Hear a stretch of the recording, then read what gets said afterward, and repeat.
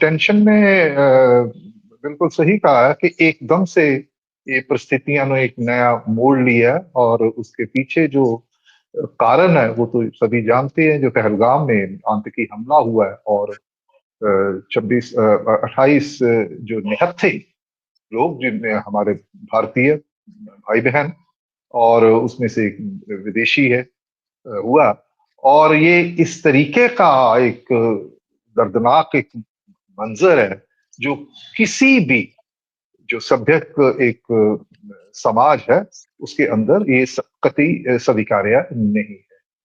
तो इतना उसका जो जो हमारे प्रतिक्रम हुआ पूरे भारत में और जिस तरीके से लोगों की भावनाएं एक राष्ट्रीय हित में जो है पैदा हुई हैं, तो उसके चलते ये जो जो हमारे भारत के अंदर हुआ, कश्मीर के अंदर हुआ, एक छोटी सी जो वादी है वहां पे जो हुआ है, उसका जो प्रभाव ये हमारी जो अंतर्राष्ट्रीय सरहदें हैं उसके बाहर और बल्कि पूरे विश्व में जो हमारी बड़ी ताकतें हैं, अमेरिका है, यूरोप है, बड़े मुल्क हैं, सभी में जो है वो मिला है। उसका एक कारण तो ये है कि जिन जिन जिन जिन शक्तियों को माना जा रहा है कि जो इसकी मास्टरमाइंड जो पीछे हैं वो बाहर से हमारे मुल्क से नहीं है, जिन्होंने ये सारा मास्टरमाइंड किया। और मेरा इशारा जो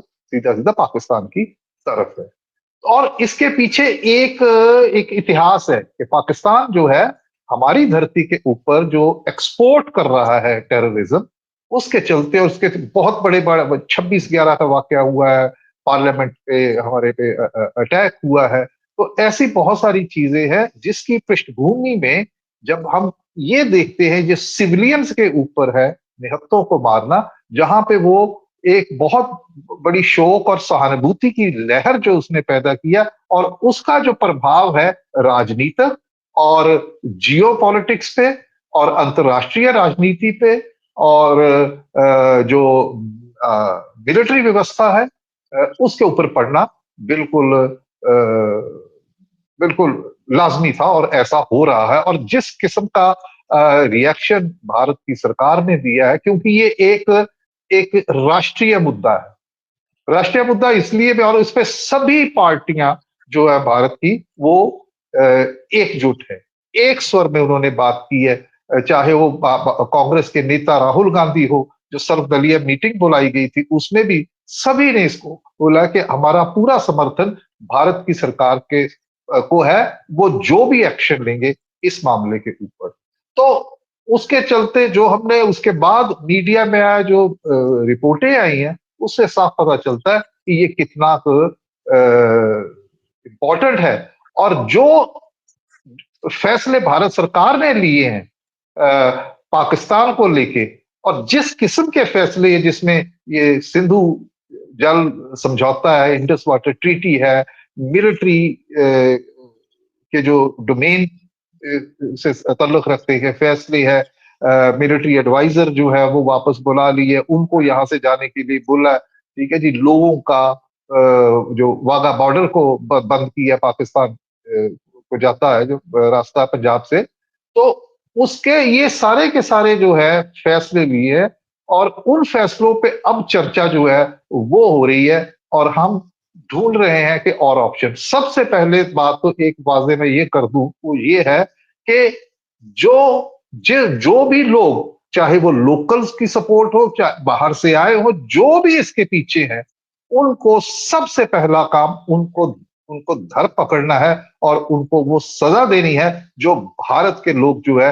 वो चाहते हैं कि उनको इस कृत्य के लिए मिलनी चाहिए। ये सबसे प्रमुख है जिसके लिए प्रधानमंत्री नरेंद्र मोदी जो है उन्होंने एक पब्लिक मंच से भी इस बात को बोला है और अंतर्राष्ट्रीय जो समुदाय है जिसमें अमेरिका है, उन्होंने बेहद साफ लफ्जों, इससे पहले इतने साफ लफ्जों में पिछले समय में, इस बार तो उन्होंने बोल दिया है कि भाई भारत जो कह रहा है कि भैया जहां पे भी ये लोग छुपे हुए हैं धरती के किसी भी कोने पे, जैसे प्रधानमंत्री नरेंद्र मोदी ने कहा कि हम उनको ढूंढ निकालेंगे up to the ends of the earth, ends of the earth का मतलब कि दुनिया के विश्व के किसी भी कोने में जहां पे भी वो छुपे होंगे, हम उनको ढूंढ निकालेंगे। और यही अमेरिका की जो एक जो उनकी इंटेलिजेंस चीफ है वहां की, तुलसी गबार्ड, उन्होंने भी इस स्टेटमेंट को में कहा है, अपनी सरकार जो है उसकी, उन्होंने उसका क्या स्टैंड है इस पे, उसका क्या रुख है,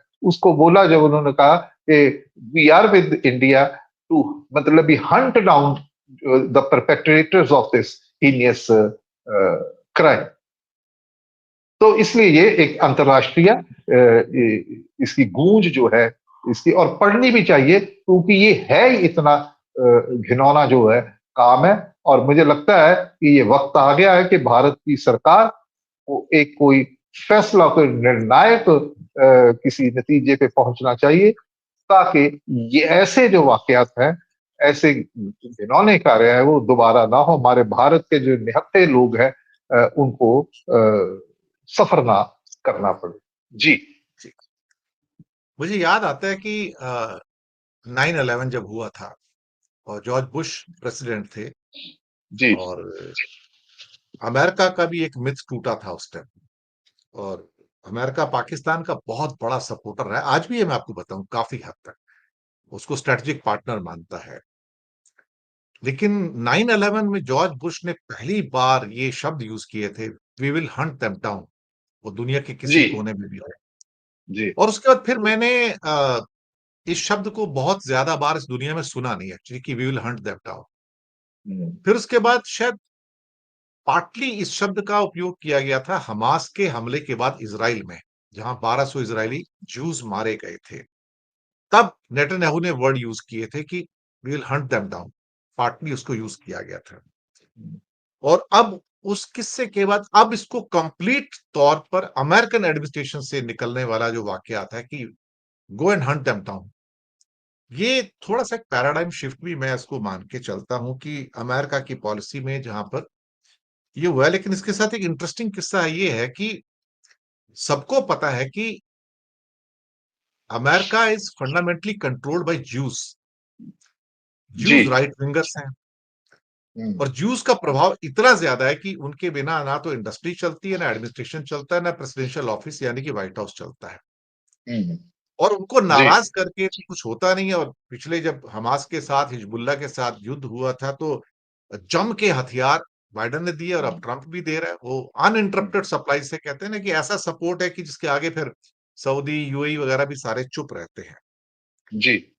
एक क्वालिटेटिव चेंज जो पिछली हमारी जो वॉर्स हुई है 65, 71 एंड 1999, जो कारगर हुआ है, और आज का जो है, वो ये रहा है इसकी कि इंडिया को एक अनकंडीशनल इजराइल का सपोर्ट मिलता रहा अभी। और वहां से काफी हथियार भी हैं, जिसमें बराक एंटी जो जो मिसाइल सिस्टम्स हैं वो भी हैं, जो डिफेंस सिस्टम्स होते हैं आयरन डोम की तरह है। और भी कई मिलिट्री वेयर्स हैं जो कि सीक्रेट टाइप के होते हैं, जो भी मिलते रहते हैं। और ये जो स्टेटमेंट निकला अमेरिका से कि hunt them down, this is basically a statement from Jews lobby, Israel जी। Plus Jews lobby of America. ये एक क्वालिटेटिव शिफ्ट है सर, कि अ, इजराइल का भी पाकिस्तान के साथ तलखी काफी ज्यादा है, ईरान के साथ भी है, पाकिस्तान के साथ भी है। और वहां के लोगों को भी वो कोई बहुत काइंडली नहीं देखते हैं, मैं आपको सच बताऊं। और पाकिस्तान के अंदर भी कुछ अटैक नहीं, हुए। इसमें इसमें बोला जी, आपकी बात में जोड़ रहा हूं कि ये जो इसराइल का आप जिक्र करते हैं ना, तो उनका तो एक है कि इस्लामिस्ट टेररिज्म जो है कहीं पे भी है, तो जो भी उसका सफर है उसके साथ वो है। अब 26/11 में भी इजरायली उन्होंने किया था, एक बड़ी वो थी, एक वो बच्चा था छोटा सा, जिसके माँ बाप जो है उसमें शहीद हो गए थे 26/11 में। इजरायली नेशनल था, लेकिन मैं थे वो उसी यहाँ पे आ के। रहा था, उसी पे आ रहा था। लेकिन उसके बाद भी इसराइल ने ये नहीं कहा था कि हंट देम डाउन। हम्म। अमेरिका ने ये नहीं कहा था कि हंट देम डाउन। हालांकि हमारे ऑलमोस्ट 26/11 में 160 से ज्यादा लोग शहीद हो गए थे, मैं आपको बताऊं। 166। मस्त में लोग जी। मारे गए। हाँ, 160 से ऊपर 166 करीब थे। यहाँ तो खैर 26-28 हमारे गए हैं। लेकिन हम्म। कभी कभी जवाब देना जरूरी होता है। तो जूस जी हाँ। लॉबी का इतना एक्टिव हो जाना पिछले 10-11 साल में इंडिया के प्रति, ये क्वालिटेटिव शिफ्ट है अमेरिकन पॉलिसी के अंदर। हंट देम डाउन वहां से निकला है, राजू विलियम्स जी। बिल्कुल सही है, मैं आपकी बात से सहमत हूँ कि एक जो शिफ्ट है और बिल्कुल वो साफ दिखाई पड़ रही है। देखिए इससे पहले जो डेमोक्रेट्स का टाइम था तब भी वो इसको कंडेम तो करते थे लेकिन बड़ा एक रिस्ट्रेनिंग रिस्पॉन्स होता था उनका, पाकिस्तान को लेके। लेकिन वो रिस्ट्रेनिंग जो था इनका रिस्पॉन्स वो रिस्ट्रेनिंग नहीं रहा है।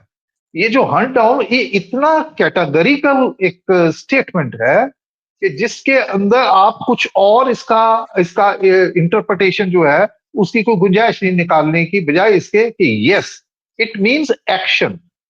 Hunt down means decisive action, जिसके लिए उन्होंने विदाउट मिंसिंग एनी वर्ड, मैं दोबारा उसका हवाला दूंगा जो तुलसी गबार्ड है उनकी स्टेटमेंट को, और उससे उससे पहले जो प्रेसिडेंट डोनाल्ड ट्रंप है उनकी जो जो रिपोर्टर के मुताबिक ये जो उनकी फोन जो बात हुई है प्रधानमंत्री नरेंद्र मोदी जी से, और ये सारी की सारी और ऐसा ही कुछ जेडी वेंस जो वाइस प्रेसिडेंट जो इस हमले के दौरान यहाँ पे दौरे के ऊपर थे, तो ये एक एक डिक्लेयर्ड पॉलिसी रिस्पॉन्स में इसको मानता हूं इस स्टेटमेंट को। और बिल्कुल सही आपकी बात है कि जो इसराइल का जो हमास का जो जो वो अक्टूबर में हुआ था, जब हमास ने किया था हमला, और उसके बाद जो कुछ हुआ और जिस तरीके की वहां से सुरें निकली, और जिस तरीके का यूएस का जो अंडर डेमोक्रेट्स वहां पे था जो बाइडेन की प्रेसिडेंसी के दौरान, तो वो बिल्कुल साफ समझ में आता है कि जो ज्यूइश लॉबी है वो बहुत स्ट्रांग है। और इसराइल जो है उसने अपनी कैपेबिलिटी को इतना बढ़ा लिया है, not only in terms of not only in economic terms, उनका जो जो जो उनकी टेक्नोलॉजी में एडवांस डेवलपमेंट में जो उनका है वो मतलब विश्व के मतलब जो सबसे ऊपर के स्तर की जो टेक्नोलॉजी उनके पास, एक छोटा सा मुल्क है और वो जिस तरीके से उन्होंने मुकाबला किया तो उनके पास एक कैपेबिलिटी भी है। और भारत का, और विशेषकर जब से जो जो भारतीय जनता पार्टी जो की सरकार है हमारे पहले भी रही है, तो इसराइल के प्रति जो है इनका, हमारी जो कांग्रेस गवर्नमेंट थी, कांग्रेस लेड गवर्नमेंट थी यूपीए की, उससे पहले, तो उसमें भी आपको एक शिफ्ट जो है वो दिखाई पड़ेगा। वो था इसराइल की तरफ झुकाव जो है वो कांग्रेस लेड गवर्नमेंट की से बीजेपी लेड जो गवर्नमेंट है उसका ज्यादा है। ठीक है। और ये चीजें हैं, और विशेष करके इस समय में जबकि भारत को एक अंतर्राष्ट्रीय समुदाय की के समर्थन की जरूरत है और वो समर्थन मिल भी रहा है, उस संदर्भ में इसराइल का जो ज्यूइश लॉबी का जो रोल है ये भारत के साथ इनको एक नेचुरल एलाई बनाता है। They are no friends with Pakistan, क्योंकि वो अपने आप को जो इस्लामिस्ट टेररिज्म है उसका उसका एक विक्टिम जो है वो ज्यूज जो है वो मानते हैं। और यही हिस्ट्री है उनकी वहां पे जो अरब वर्ल्ड है उनके साथ इसराइल का जो जो लगातार ये कन्फ्लिक्ट चलता आ रहा है वो आज का नहीं है, वो पुराना है, बहुत पुराना है, उसका एक इतिहास है। तो बड़ी जाहिर सी बात है कि ज्यूइश लॉबी जो है जो इस वक्त जैसे आपने कहा है कि वो बहुत स्ट्रांग है और डिसीजन मेकिंग में उनका बहुत रोल है। तो उसके चलते ये जो है अमेरिका का जो पैराडाइम शिफ्ट जिसकी आप बात करते हैं वो समझ में आता है। जी।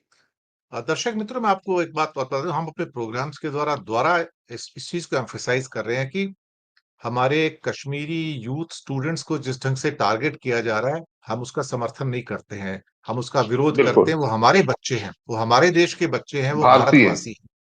और उमर अब्दुल्ला ने भी अपने सारे मंत्रियों को कई स्टेट्स में भेज दिया है ताकि वहां के मुख्यमंत्रियों से बात की जाए, क्योंकि वो कश्मीरी बच्चे जो यहाँ पढ़ रहे हैं, यूनिवर्सिटीज में पढ़ रहे हैं, स्कूलों में पढ़ रहे हैं, उनके ऊपर कोई अत्याचार नहीं होना चाहिए।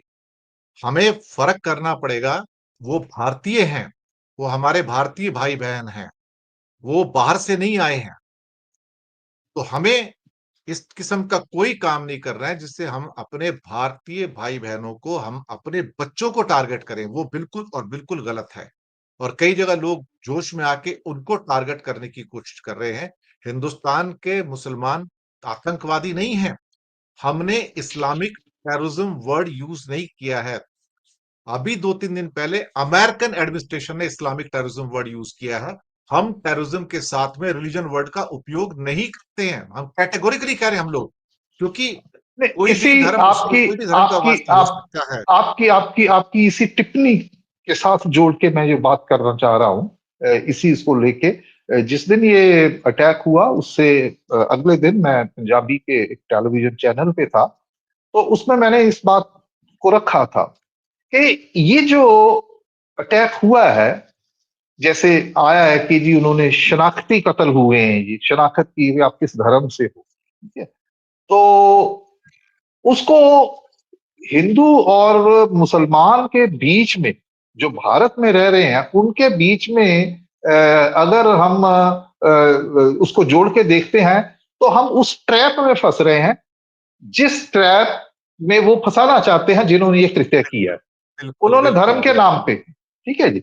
और उसमें मैं एक और बात जोड़ना चाह रहा हूं कि अगर हम इस तरीके से लेते हैं कि ये जो मुसलमानों ने कर दिया जी हिंदुओं के खिलाफ है, तो जो कश्मीरी मुसलमान हैं, मैंने वहां पे बहुत देर रिपोर्टिंग भी की है जम्मू कश्मीर में।